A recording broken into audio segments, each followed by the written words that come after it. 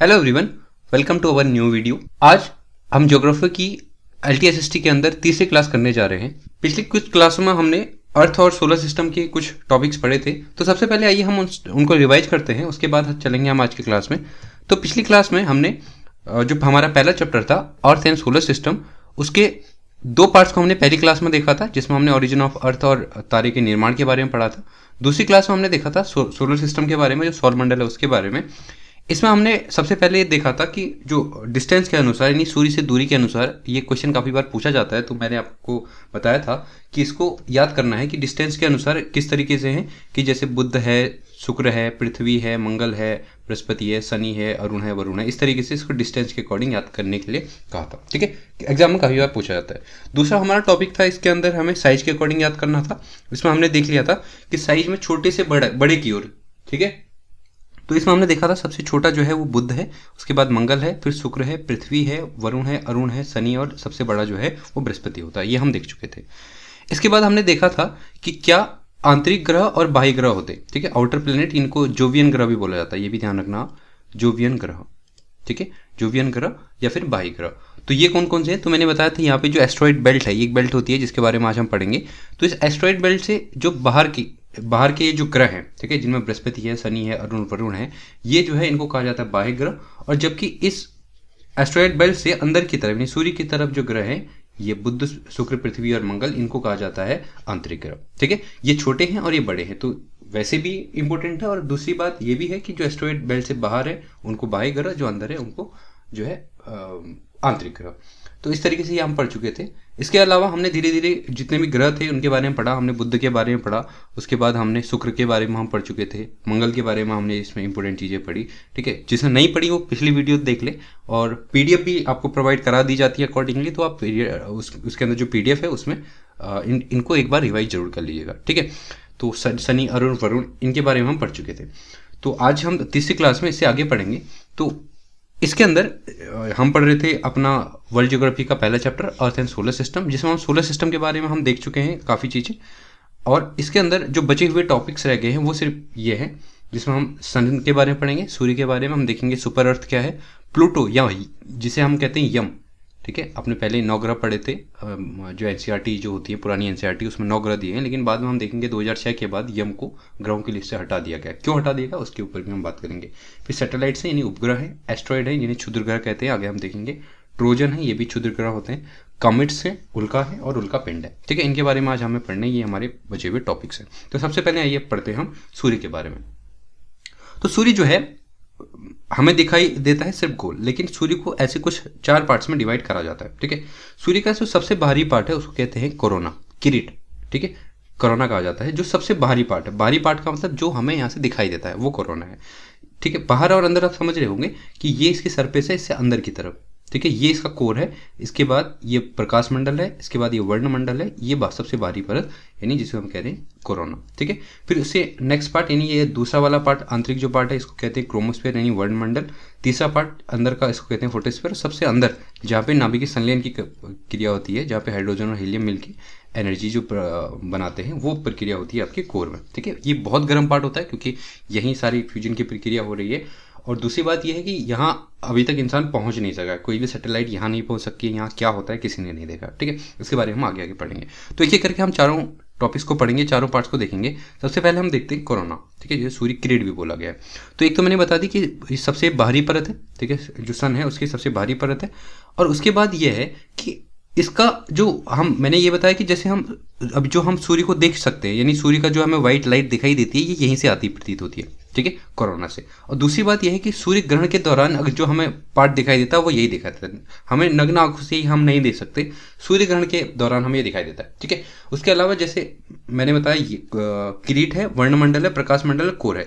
तो जनरली हम जो लाल और ये इस तरीके की जो लाइट, जो सनलाइट यहाँ पे हमें मिलती है यानी अर्थ तक जो पहुँचती है, वो यूजुअली क्रोमोस्फेयर यानी वर्णमंडल का वो जो अलग अलग लाइटें हैं वहाँ से पहुँचती हैं। लेकिन जो सूर्य ग्रहण के दौरान हमें जो प्रकाश दिखाई देता है, या हम कह सकते हैं सूर्य ग्रहण के दौरान जो हमें सूर्य दिखाई देता है वो यहाँ से दिखाई देता है। ठीक है, तो इस तरीके से ध्यान रखिएगा कोरोना के बारे में। पहला सबसे बाहरी परत है और दूसरा सूर्य ग्रहण के दौरान यही दिखाई देता है, और इससे जो व्हाइट लाइट है, सफ़ेद प्रकाश है, वो इसी से दिखाई देता है। ठीक है, ध्यान रखिए। इसके अलावा इसका दूसरा पार्ट है वर्णमंडल। वर्णमंडल के बारे में हम देखते हैं। एक तो मैंने आपको ये बता दिया था कि जो दृश्य प्रकाश है, यानी जो हम पृथ्वी पर दृश्य प्रकाश दिखाई देता है, उसमें जो अलग अलग रंग दिखाई देते हैं, जैसे हमें शाम के टाइम पे लाल रंग दिखाई देता है, कभी कभी भूरा रंग दिखाई देता है, ये सारे इसी वर्णमंडल यानी क्रोमोस्फीयर से निकलते हैं। ठीक है, कोरोना से कैसा रंग आ रहा था? सफ़ेद रंग आ रहा था, क्योंकि सूर्य का जो व्हाइट लाइट है वो हम इससे पहले जो कोरोना है उससे मिल रही थी, और इससे जो है दृश्य प्रकाश के अंदर जो अन्य कलर हैं, लाल भूरे रंग हैं, ये हमें दिखाई देते हैं। ठीक है, और एक चीज जैसे इस पे लिखा हुआ है कि ऊंचाई में वृद्धि के साथ इसका तापमान बढ़ता है। ऊंचाई में वृद्धि क्या मतलब है कि इस तरीके से जैसे हम किरीट से कोर की तरफ जाएंगे तो तापमान बढ़ेगा। ठीक है, ये सभी में होगा, लगभग सभी लेयर में। प्रकाश मंडल में थोड़ी सी अलग चीज होती है, वो हम देखेंगे, लेकिन यूजुअली क्या होता है, जैसे हम इस कोरोना से कोर की तरफ जाएंगे तो यहाँ पे क्या होगा, टेम्परेचर जो है वो जनरली इंक्रीज होगा। ठीक है, तो हमने देखा ये वाला पार्ट कोरोना, हम ये देख चुके हैं वर्णमंडल। इसमें छोटी छोटी चीज़ें, ठीक है, इसमें बहुत ज़्यादा डीप घुसने की जरूरत है नहीं कि क्या है क्या नहीं है, क्योंकि आपके एग्जाम के अंदर बहुत फैक्चुअल चीज़ें, एक एक क्वेश्चन है, एक अगर पॉसिबिलिटी हो तो पूरे सौरमंडल से एक क्वेश्चन शायद आ जाए, इसके ज़्यादा कहीं पे आने वाला है नहीं। तो सन उसमें बहुत ज़्यादा इंपॉर्टेंट है नहीं, और अगर होगा तो इसके अंदर से आपका क्वेश्चन फॉर्म हो जाएगा। ठीक है, नेक्स्ट देखते हैं फोटोस्फीयर। फोटोस्फीयर जो कि इसका तीसरा पार्ट है, ठीक है, ये वाला पार्ट यानी जिसको हम प्रकाश मंडल या फोटोस्फीयर कह रहे हैं। इसके बारे में क्या है, एक तो ये है कि ये सूर्य का सबसे ठंडा हिस्सा है। ठंडा हिस्सा क्यों है? क्योंकि इसमें जो है सन स्पॉट्स होते हैं। What do you mean by sun spots? Simply देखो सन स्पॉट्स क्या होते हैं। सन स्पॉट कुछ ऐसा समझो, ये देखो, दिख रहा है, ये क्या होते हैं जनरली, जैसे सूर्य है, ठीक है, सूर्य के अंदर क्या होता है कि जब सूर्य अपने एक टाइम फ्रेम में इससे सूर्य से कुछ लपटें बाहर की तरफ निकलना शुरू होती है। ठीक है, वो लपटें इसे प्रकाश मंडल से निकलती है। मतलब ऐसा समझ लीजिए कि सूर्य से कुछ आग की लपटें बाहर को निकल रही हैं। अब क्योंकि यहाँ से जो है आग की लपटें बाहर निकल जाती हैं, यानी बहुत बड़े टेम्परेचर यहाँ से बाहर निकल जाता है, तो यहाँ पे स्पॉट बन जाते हैं, धब्बे बन जाते हैं। धब्बे बनने का मतलब यही है कि वहाँ पे गहरे गहरे गड्ढे बन गए, क्योंकि उससे जो है आग की लपटें बाहर आ गई हैं। अब उससे दो इफेक्ट पड़ेंगे, एक तो ये धब्बे हो जाएंगे जो आपको दिखाई दे रहे हैं, और दूसरा क्या होगा, क्योंकि यहाँ से आग बाहर निकल गई है तो ये हिस्सा ठंडा हो जाएगा। ठीक है, तो सन का जो सबसे ठंडा हिस्सा है वो यही फोटोस्फीयर यानी प्रकाश मंडल होता है। ये क्वेश्चन पूछा जाएगा, ध्यान रखना। ठीक है, यहाँ का तापमान लगभग 5500 डिग्री सेल्सियस होता है, बाकी चारों परतों का तापमान इससे अधिक ही होता है। ठीक है, तो एक चीज ध्यान रखना, सबसे ठंडा होता है, और दूसरा सन स्पॉट्स की घटना जो है वो फोटोस्फीयर यानी प्रकाश मंडल में देखी जाती है। ठीक, नेक्स्ट देखिए सन स्पॉट। मैंने बता दिया सन स्पॉट्स क्या होते हैं, कि सूर्य की सतह पर काले धब्बे होते हैं जिन्हें सन स्पॉट्स के बारे में जाना जाता है। और ऐसा इसलिए होता है क्योंकि जो भी मैग्नेटिक फील्ड है उसकी वजह से यहाँ से आग की लपटें बाहर आती हैं, उस वजह से सन स्पॉट दिखाई देते हैं। और लिखा है कि इनका जीवन काल आमतौर पर छोटा होता है। कहने का मतलब है क्योंकि आपने देखे नहीं होंगे, इसे नग्न आंखों से देखे नहीं जा सकते, क्योंकि मैंने पहले ही बताया कि जो सूर्य है, सूर्य का सिर्फ हम ज़्यादा से ज़्यादा कोरोना वाला भाग देख सकते हैं, हम फोटोस्फीयर वाला भाग कभी भी नहीं देख सकते। ठीक है, ध्यान रखिएगा। तो यहाँ पे जो है क्या होता है, सूर्य के धब्बे होते हैं, और ये धब्बे बहुत कम टाइम के लिए होते हैं, लेकिन जब भी होते हैं ये क्या करते हैं, सूर्य पर एक गड्ढे बना देते हैं, और यूजुअली यहाँ का जो टेम्परेचर है वो नॉर्मल से नीचे गिर जाता है। ठीक है, इस चीज़ को ध्यान रखना। तो इस तरीके से हमने किरीट पढ़ लिया यानी कोरोना पढ़ लिया, क्रोमोस्फीयर यानी वर्णमंडल पढ़ लिया, और प्रकाश मंडल यानी फोटोस्फीयर पढ़ लिया। अब हम पढ़ेंगे कोर के बारे में। तो कोर एक तो सबसे निचला पार्ट है, ठीक है, ये है कोर, यानी सबसे आंतरिक पार्ट है जहाँ पे नाभिकीय संलयन की प्रक्रिया होगी, जो मैं आपको बता चुका हूँ। ठीक है, तो एक तो ये क्या कि सूर्य के सबसे मध्य क्षेत्र को कोर के रूप में जाना जाता है, यानी सबसे आंतरिक जो हिस्सा है। यहाँ पे क्या होगी, हाइड्रोजन परमाणु के साथ संलयन की प्रक्रिया होगी, जिसमें हाइड्रोजन और हीलियम मिलके एनर्जी रिलीज करेंगे। और दूसरा सबसे गर्म यही वाला हिस्सा होगा, 15 मिलियन डिग्री सेल्सियस इसका तापमान होता है। ये भी पूछा जाता है, क्योंकि मैंने बताया कि जैसे हम कोरोना से कोर की तरफ आएंगे तो टेम्परेचर इंक्रीज होगा, तो मैक्स टेम्परेचर जो होगा वो कोर वाले रीजन का ही होगा। ठीक है, तो इस तरीके से जो कोर रीजन है वो सबसे ज़्यादा गर्म है, जिसका तापमान लगभग 15 मिलियन डिग्री के आसपास होता है, सबसे गर्म क्षेत्र है। ठीक है, जब हम बाहर की तरफ बढ़ते हैं तो घनत्व और तापमान कम हो जाता है, जो मैं आपको बता चुका हूँ कि हम इस कोर से बाहर की तरफ निकलेंगे तो तापमान और घनत्व वगैरह सब कम हो जाएगा। तो इस तरीके से हमने अपना जो रिमेनिंग टॉपिक है उसका सन वाला पार्ट पूरा कर लिया। नेक्स्ट हमारा टॉपिक रहेगा सुपर अर्थ। क्या होती है सुपर अर्थ? कुछ नहीं है, बेसिकली हमने सौरमंडल पढ़ा, ठीक है, जिसमें हमने पढ़ा कि सन है और उसके बाहर बुध, शुक्र, पृथ्वी, इस तरीके से अनेक ग्रह हैं। ये पूरा हमारा सौरमंडल कहलाता है। ठीक है, सूर्य और उसके आसपास के जो ग्रह हैं इनको मिलकर हम सौरमंडल कहलाते हैं। इस सौरमंडल के बाहर भी कई सारे छोटे बड़े ग्रह होते हैं, यूजुअली प्लैनेट है। ठीक है, सौरमंडल के नहीं है, लेकिन क्योंकि ब्रह्मांड बहुत बड़ा है तो ऐसे कई छोटे बड़े सेलेस्टियल बॉडी जो है वो हमारे ब्रह्मांड में पाई जाती है। ठीक है, तो कई ऐसे पिंड क्या जो सौरमंडल के बाहर हों, और दूसरा ये पृथ्वी से बड़े हों। कितने बड़े हों? दुगने से अधिक बड़े हों, लेकिन इससे 10 गुने से कम। शायद इस पे लिखा नहीं है, लेकिन इससे कम होना चाहिए, लेकिन इसका मतलब 10 गुने, ठीक है। शायद इस पे टाइपिंग मिस्टेक है, लेकिन इतना ध्यान रखिएगा, इसको अपने जब आप नोट बनाएंगे उस पर उसको अपडेट कर लीजिएगा कि क्या सौरमंडल के बाहर का ग्रह हो और दूसरा पृथ्वी से दुगने से अधिक बड़ा हो लेकिन 10 गुने से कम हो, ठीक है। अगर ऐसी कोई बॉडी होती है तो वो कहलाती है सुपर अर्थ। बहुत सिंपल सी बात है। पूछा अगर जाएगा तो ये बहुत ही एक फैक्चुअल टॉपिक सा होगा, फैक्चुअल आंसर सा होगा, तो इसमें बहुत ज़्यादा डीप जाने की जरूरत है नहीं, ठीक। तो सन हो गया, सुपर अर्थ हो गया। नेक्स्ट हम चलते हैं प्लूटो की तरफ। प्लूटो क्या है? तो प्लूटो आपने जैसे एनसीईआरटी मैंने बताया कि पुरानी एनसीईआरटीज में आपने पढ़ा होगा कि 9 डिफरेंट टाइप के ग्रह होते हैं। उसमें से जो आखिरी ग्रह है, जिसे सबसे छोटा ग्रह भी माना जाता था, वो प्लूटो था, ठीक है। प्लूटो जिसे हम कहते हैं यम, ठीक है, वो था। लेकिन क्या हुआ, इसको अब जो है हटा दिया गया। कब से? 2006 से। क्यों? 2006 में जो इंटरनेशनल एस्ट्रोनॉमिकल यूनिट थी, ठीक है, इसको IAU भी कहते हैं, तो इंटरनेशनल एस्ट्रोनॉमिकल यूनिट जो थी उसने ये डिसाइड किया कि ये प्लैनेट की जो परिभाषा है उसको चेंज कर दी, ठीक है।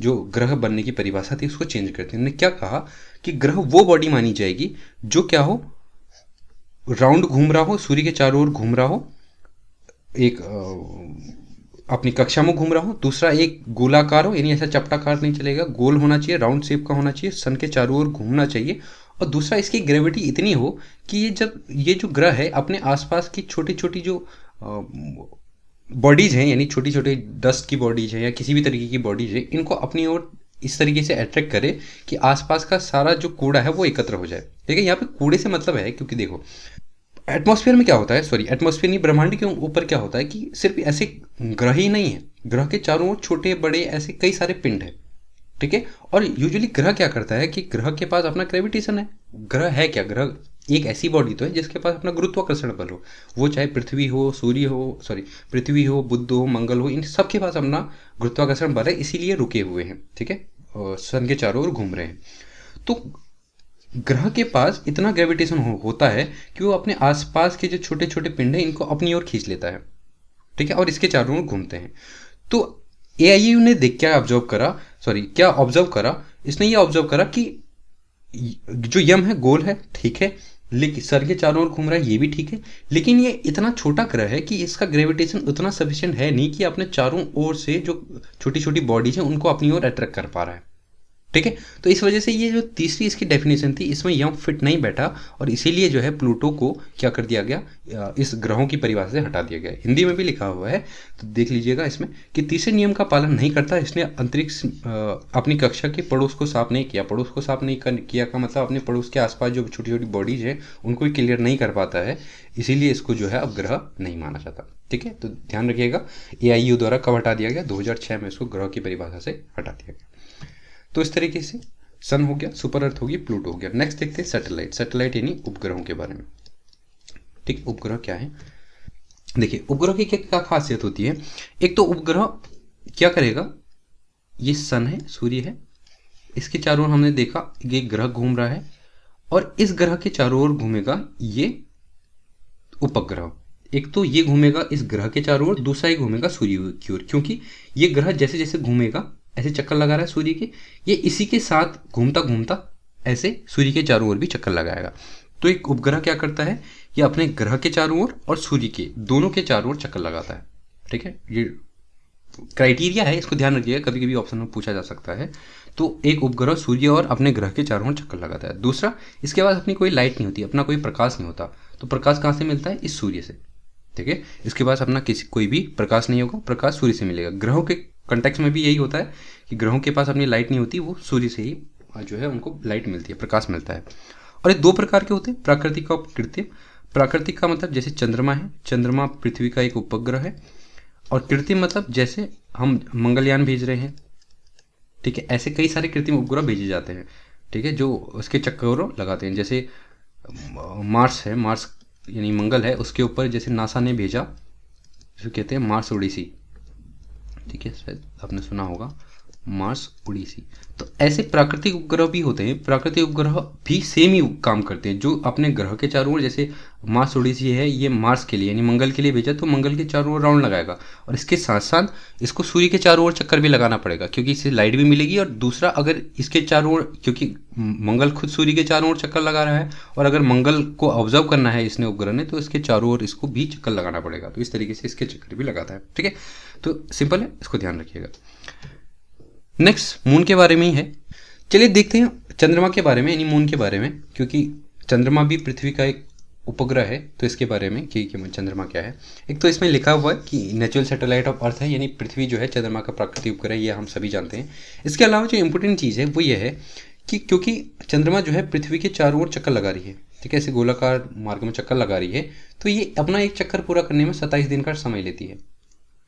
ठीक है, और दूसरी चीज़ यह है कि चंद्रमा अपने अक्ष पे भी घूम रही है। अक्ष पे घूमने का मतलब है कि ये अगर चंद्रमा है तो अपने अक्ष पे ऐसे गोल गोल घूम रही है। ठीक है, अब यहाँ पे समस्या यह है कि जो चंद्रमा है वो अपने अक्ष पर भी घूमने में 27 दिन का समय लेती है, यानी अक्ष पर एक चक्कर पूरा करने में 27 दिन लेती है, और पृथ्वी के चारों ओर घूमने में भी 27 दिन लेती है। जबकि पृथ्वी अपने अक्ष पर घूमने में जो 24 आवर का समय लेती है, और सूर्य के चारों ओर घूमने में 365 दिन का लेती है। अब यहाँ पे क्योंकि जो चंद्रमा है उसका परिक्रमण और घूर्णन दोनों टाइम बराबर है, इस वजह से क्या होता है, हमें जो चंद्रमा का है वो एक ही हिस्सा, यानी एक हिस्सा दिखाई देता है हमेशा। ठीक है, ये ध्यान रखिएगा।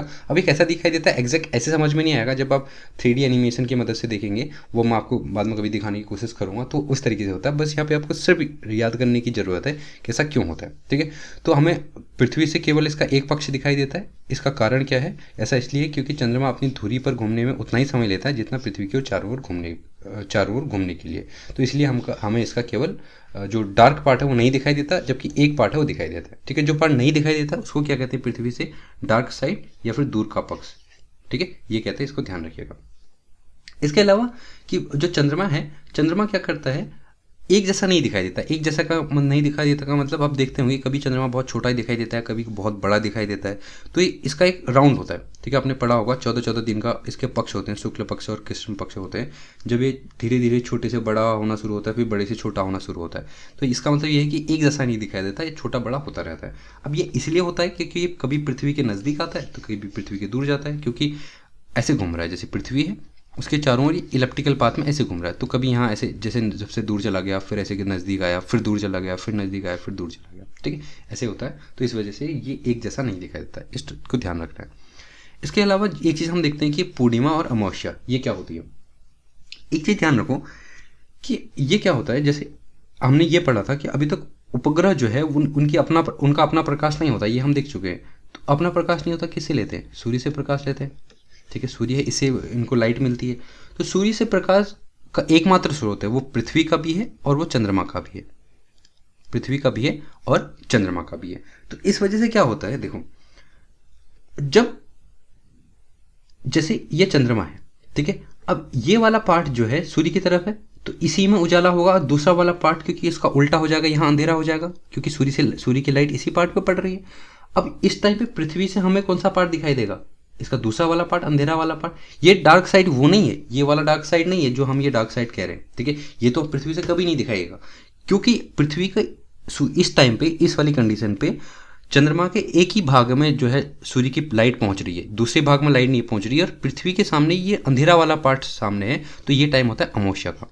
ठीक है, कब होता है, जब क्या होगा, चंद्रमा जो होगी किसके बीच होगी, सूर्य और पृथ्वी के बीच होगा। देखो, एक तरफ सूर्य और दूसरी तरफ पृथ्वी, और सूर्य की लाइट इस साइड पहुंच रही है तो इस साइड तो उजाला है, लेकिन ये अंधेरा वाला पार्ट पृथ्वी के सामने है, तो यहाँ पे अमावस्या होगा। वैसे इसका उल्टा, अगर ये सूर्य है, ये पृथ्वी है और ये चंद्रमा है, तो इस टाइम पे क्या होगा, सूर्य का प्रकाश पृथ्वी पर भी पहुंचेगा, सूर्य का प्रकाश चंद्रमा पे भी पहुंचेगा। तो इस टाइम पे इस वाले पार्ट पे पहुंच रहा है चंद्रमा का प्रकाश, इस वाले पार्ट पे, और ये वाला पार्ट पृथ्वी की तरफ है। तो इसी वजह से ये लाइट वाला पार्ट पृथ्वी की तरफ होगा, और ये वाला पार्ट जब पृथ्वी की तरफ होगा तो ये दिन होगा आपका पूर्णिमा। तो सिंपल है, ध्यान रखिएगा कि पूर्णिमा कब होती है, जब सूर्य, पृथ्वी और चंद्रमा इस तरीके से एक लाइन में होते हैं। एक लाइन कहने का मतलब ये बिल्कुल एडजस्टेंट होते हैं नहीं, ऐसी वाली कंडीशन में। अगर हम दूसरी कंडीशन देखने की कोशिश करें, इसे देखिएगा, अगर बाय द वे ऐसी कंडीशन है कि ये सूर्य है और ये पृथ्वी है, पृथ्वी मान लेते हैं घूमते घूमते कुछ इस दिशा में है, पृथ्वी है और ये चंद्रमा है, तो इस टाइम पे भी सूर्य का प्रकाश पृथ्वी पे भी जाएगा, चंद्रमा भी जाएगा, और चंद्रमा पे ये वाली साइड प्रकाश पहुंच रहा है और पृथ्वी इसके सामने है, तो इस टाइम पे क्या होगा, इस टाइम पे पूर्णिमा होगी, क्योंकि जो उजाला वाला पार्ट है वो दिखाई दे रहा है। तो इस तरीके से ध्यान रखिए कि जब सूर्य और पृथ्वी के बीच में होगा, इस टाइम पे दिख रहा है सूर्य और पृथ्वी के बीच में होगा, जिसे हमने पहले जो पढ़ा था उस टाइम पे अमावस्या, और जब ये तीनों एक लाइन में होंगी तो उस टाइम पे होगी पूर्णिमा। ठीक है, इसको ध्यान रखिएगा। इन दो चरम सीमाओं के बीच हम मध्यवर्ती चरणों को देखते हैं। ये मैंने पहले ही बता दिया कि कभी छोटा दिखाई देता है, कभी बड़ा दिखाई देता है, तो इस तरीके से चंद्रमा चलता रहता है। ठीक है, तो इतना ही टॉपिक में ध्यान रखिएगा। और एक चीज़ और होती है जिसको कहते हैं पेरिजी और अपोजी, ये इसको हिंदी में भी यही बोला जाता है, इसको ध्यान रखिएगा। इसको कहते हैं पेरिजी हिंदी में, और ये होती है अपोजी, या अपोजी लिख लेते हैं, अपोजी या अपेरिजी भी बोलते हैं, अपोजी बोलते हैं। ठीक है, ये क्या होता है, वही जो अभी मैंने बताया है कि जैसे पृथ्वी के चारों ओर ऐसे चंद्रमा घूम रही है, तो एक पॉइंट पे सबसे नज़दीक आएगा, उस नज़दीक वाले पॉइंट को पेरिजी कहेंगे, और जब ये दूर चला जाएगा उसको अपोजी कहेंगे। ठीक, ध्यान रखिएगा इसको, ये कभी कभार पूछा जाता है। और एक टर्म है जिसको कहते हैं ब्लू मून। ब्लू मून क्या होता है? ब्लू मून सिंपल है कि जब एक महीने में 2 बार फुल मून हो जाएंगे। फुल मून होने का मतलब 2 बार पूर्णिमा हो जाएगी। ठीक है, यूजुअली मैंने बताया कि 14-14 दिन का क्या होता है, टाइम होता है। 14 दिन का शुक्ल पक्ष, 14 दिन का कृष्ण पक्ष, और पूर्णिमा एक ही दिन होगी। एक महीने में 28 दिन में पूर्णिमा, क्योंकि 27 दिन का एक चक्कर होता है, तो 27 दिन में एक दिन पूर्णिमा होनी है। लेकिन ऐसे कंडीशन बन जाती है कि जब क्या होगा कि महीने के शुरू में 1 तारीख को अगर जो है पूर्णिमा हुई, तो डेफिनेट बात है 27 दिन बाद फिर हो जाएगी, यानी 28 तारीख को फिर से पूर्णिमा हो जाएगी। तो एक महीने में 2 बार पूर्णिमा हो गई। तो जब ऐसा होता है तो दूसरे वाली जो पूर्णिमा हुई उसको कहते हैं ब्लू मून। ठीक है, ध्यान रखिएगा। और फिर एक टर्म और है ब्लू मून ईयर। किसे कहते हैं? ब्लू मून ईयर वो ईयर होता है जिस ईयर में क्या होगा कि 2 ऐसे महीने आएंगे जब 2 बार ब्लू मून हो जाएगा। यानी जैसे जनवरी में ऐसा हुआ कि 2 पूर्णिमा हुई, और बाद में अक्टूबर में ऐसा हो गया कि 2 पूर्णिमा हो गई। ठीक है, 2018 में आई थिंक ऐसा हुआ था। तो अगर ऐसा हो गया कि एक साल में 2 महीने ऐसे आ गए जहाँ दो बार 2 पूर्णिमा हुई, तो ये साल कहलाता है ब्लू मून ईयर। ठीक है, पूछा जाता है कई बार, इसको ध्यान रखिएगा। तो इस तरीके से ये 4 टॉपिक हमारे पूरे हुए। नेक्स्ट टॉपिक है हमारा एस्टेरॉइड्स। एस्टेरॉइड क्या होता है? देखो, एस्टेरॉइड एक बेल्ट होती है। ये इससे पहले भी मैं एक बार इसको बता चुका हूँ कि एस्टेरॉइड क्या होती है, एक बेल्ट होती है जो यूजुअली मंगल और जो जुपिटर है, ठीक है, कौन सी, जो मंगल है और बृहस्पति है, इनके बीच में होती है। ठीक है, इसको ध्यान रखिएगा क्या कि एस्टेरॉइड एक बेल्ट होती है जो बृहस्पति यानी जुपिटर और मार्स यानी मंगल, इन दोनों के बीच में ये छोटे छोटे से पिंड होते हैं। ये है क्या, इनको बोला जाता है हिंदी में क्षुद्र ग्रह। ठीक है, क्षुद्र ग्रह। अब क्षुद्र ग्रह होते क्या है, बहुत छोटे छोटे से पिंड से होते हैं, और ये पिंड बने होते हैं जैसे डस्ट है या फिर आइस पार्टिकल है, छोटी छोटी इनसे बने होते हैं। और ये एक लंबी सी बेल्ट बन गई है ऐसे सौरमंडल में, लंबी सी बेल्ट बन गई है, और ये बेल्ट बनी है मंगल और बृहस्पति के बीच में। ठीक है, तो क्षुद्र ग्रह चट्टानी पिंड है जो सूर्य की परिक्रमा करते हैं और ग्रह की तुलना में बहुत छोटे होते हैं, और मंगल और बृहस्पति के बीच में होते हैं। अब ट्रोजन एक क्षुद्र ग्रह है। ठीक है, ध्यान रखिए, ट्रोजन एक क्षुद्र ग्रह है जो पृथ्वी के साथ 60 डिग्री कोण पर स्थिर रहता है। कहने का मतलब यह है कि पृथ्वी की नहीं, अपने ग्रह के साथ, यानी जैसे ये मार्स है तो इसके साथ 60 डिग्री का कोण बनाते हुए कोई फिक्स जगह पे है, यानी यहीं पे रहता है। ठीक है, ये घूमता नहीं है, इसी जगह पे रहता है, तो इसको कहते हैं ट्रोजन क्षुद्र ग्रह। ठीक है, इसको भी ध्यान रखिएगा। तो एस्टेरॉइड हो गया, ट्रोजन भी हो गया। नेक्स्ट देखते हैं कॉमेट और मेटेरॉइड्स। कॉमेट क्या होता है? कॉमेट को हिंदी में कहते हैं धूमकेतु। ठीक है, अब धूमकेतु होता क्या, देखो अभी हमने देखा था, इस पिक्चर में भी हमने देखा था कि जैसे सूर्य के चारों ओर ऐसे छोटे छोटे कई सारे पिंड होते हैं। ठीक है, जो सूर्य के चारों ओर चक्कर लगाते हैं, ये तो एस्टेरॉइड है। इसके अलावा भी कई ऐसे हजारों लाखों ऐसे छोटे छोटे पिंड होते हैं जो सूर्य के चारों ओर चक्कर लगाते हैं, और सूर्य के पास अपना ग्रेविटेशन है, गुरुत्वाकर्षण है। तो ये जब थोड़ी नज़दीक आ जाते हैं सूर्य के, तो सूर्य इन्हें अपनी ओर खींचने लग जाता है, और जब सूर्य इन्हें अपनी ओर खींचता है तो ये क्या होगा, इनसे लाइट से यानी इनके प्रकाश से जल उठेंगे। ठीक है, क्योंकि सूर्य बहुत ज़्यादा गर्म है, तो उसे जैसे जलेंगे तो जलते हुए एक इस तरीके से लंबी सी पूंछ बनाने लगते हैं। ठीक है, ये दिख रहा है, ये हो क्या रहा है, ये जमीन से ऐसा दिख रहा है, ऊपर से हमें कई बार ऐसा दिखता है, एक पूंछ बनाते हुए, एक लंबी सी टेल बनाते हुए दिखते हैं, तो इसको ही कहते हैं कॉमेट। ठीक है, तो कॉमेट क्या है, कुछ नहीं कि ये एक ऐसे बर्फीले पिंड, बर्फीले इसलिए लिखा है क्योंकि ऊपर ब्रह्मांड बहुत ज़्यादा ठंडा है, तो ज़्यादातर जो छोटे छोटे पिंड है वो आइस वाले फॉर्म में है। ठीक है, या डस्ट के बने या आइस के बने हैं, तो इस तरीके से बनते हैं। तो ये सूर्य की परिक्रमा करते हैं, जिन्हें स्नोबॉल भी कहा जाता है। और जब ये सूर्य के करीब पहुंचते हैं तो गर्म हो जाते हैं, और गर्म होके क्या होता है, इससे अनेक गैसें निकलती हैं, आग लग जाती है, और ये फिर इस तरीके से एक पूंछ बनाते हुए दिखता है। ठीक है, ये भी ध्यान रखिएगा, कॉमेट जो है ये कभी पृथ्वी पर गिरेंगे नहीं, पृथ्वी पर नहीं गिरेंगे, लेकिन ये सिर्फ पृथ्वी से दिखाई देते हैं क्योंकि बहुत दूर है, सूर्य के पास है, यानी सूर्य बहुत मिलियंस किलोमीटर हमसे दूर है, तो ये कभी पृथ्वी पर नहीं आ सकते। तो कॉमेट्स हो गया। लास्ट देखते हैं मेटेरोइड्स क्या है। मेटेरोइड्स कुछ ऐसा है, देखो आपने एक नाम सुना होगा, टूटता तारा जिसे बोलते हैं, टूटता तारा, ठीक है, शूटिंग स्टार जिसको बोला जाता है। टूटता तारा क्या होता है, कुछ नहीं, पृथ्वी है, पृथ्वी के पास अपना ग्रेविटेशन है, गुरुत्वाकर्षण बल है, और पृथ्वी के चारों ओर क्या होता है, ब्रह्मांड में छोटे छोटे छोटे छोटे कई सारे पिंड ऐसे घूम रहे हैं। अब ये जब क्या होता है, पृथ्वी के नज़दीक आते हैं तो पृथ्वी इन्हें अपनी ओर खींचने लगती है, तो ये क्या होता है, पृथ्वी की ओर जोर से गिरने लगते हैं। अब पृथ्वी में क्या है, विभिन्न तरीके की गैसें मौजूद हैं, विभिन्न तरीके के ऐसी परतें मौजूद हैं, उन परतों में क्या होता है, घर्षण बल लगता है, यानी ये उस जो गैस है उससे एक टकराते हैं। टकराने के बाद क्या होता है, इसमें इस तरीके से आग लग जाती है, ठीक है, जल उठते हैं, और जलने के बाद पृथ्वी की तरफ गिरते हैं, तो हमें ऐसा लगता है कि कोई तारा टूट के गिर रहा है। कभी कभी यार ये जमीन पर गिर सकते हैं, ठीक है, जब ये जमीन पर गिरते हैं तो इनको कहा जाता है उल्का। ठीक है, जब एक बहुत, इसको ध्यान से सुनिएगा, क्वेश्चन पूछा जाता है, जब तक ये आसमान में है तब तक इनको कहा जाएगा उल्का पिंड, और ये जब जमीन पे गिर जाते हैं तो उनको कहा जाता है उल्का। ठीक है, समझ में आई बात, सिंपल सी बात है कि जो जब ये अंतरिक्ष में होंगे तो इनको कहा जाएगा उल्का पिंड, और अगर ये जमीन पे गिर जाते हैं तो इनको कहा जाता है उल्का। ठीक है, जमीन पे नुकसान करते हैं, हाँ कई बार करते हैं, ये इतने बड़े हो, इसमें तो बहुत छोटा सा दिख रहा है, और हमें भी वो शूटिंग स्टार दिखता है कि बहुत छोटा सा है, लेकिन ऐसा होता नहीं है।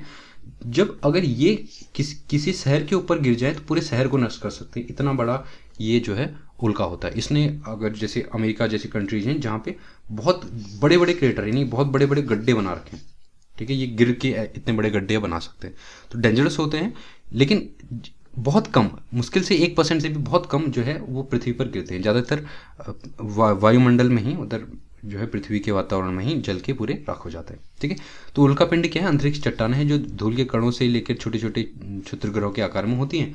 और ये भी ध्यान रखिएगा, ये सब तभी लागू होता है जब ये क्या है, अंतरिक्ष में रहते हैं। मैंने अभी बताया कि अगर ये अंतरिक्ष में है तो तब क्या बोला जाएगा, उल्का पिंड, और जब ये नीचे आ जाती है तो इसको उल्का या शूटिंग स्टार यानी टूटता हुआ तारा कहते हैं। इस चीज़ को ध्यान रखिएगा।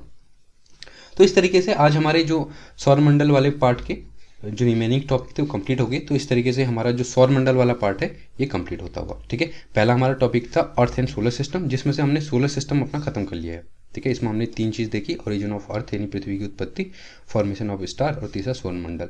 ठीक है, ये तीनों आज कंप्लीट हो चुके हैं। तो आज के लिए इतना ही करते हैं, और ये टॉपिक में से भी इतना काफ़ी है। ठीक है, ये मत सोचिएगा कि इसमें से कुछ कम पढ़ाया गया है या कुछ छोड़ा गया है, ऐसा कुछ नहीं। पढ़ने को इसमें से घंटों की क्लास हो सकती है, क्योंकि बहुत बड़ा टॉपिक है और काफ़ी कुछ और इससे सीखा जा सकता है। लेकिन आपको एग्जाम ओरिएंटेड रहना है। ठीक है, आपको यहाँ पे यूपीएससी की तैयारी नहीं करनी है, यहाँ पे बैठ के ये सारा एग्जाम नहीं देने वाले आप।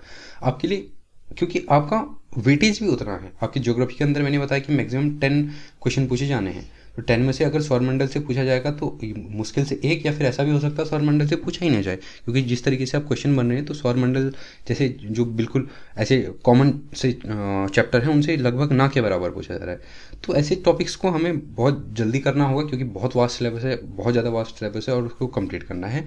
प्लस एग्जाम ओरिएंटेड ही हमें केवल यहाँ पे हम पढ़ेंगे। ठीक है, ऐसा भी नहीं है कि हम भगाएंगे सिलेबस कंप्लीट करना, नहीं, मैंने आपको मोर देन सफिशिएंट इस टॉपिक के अंदर पढ़ा दिया है। इससे ऊपर का आपके अंदर आपके एग्जाम में कुछ नहीं छूटने वाला। ठीक है, तो आज के लिए इस टॉपिक से इतना ही।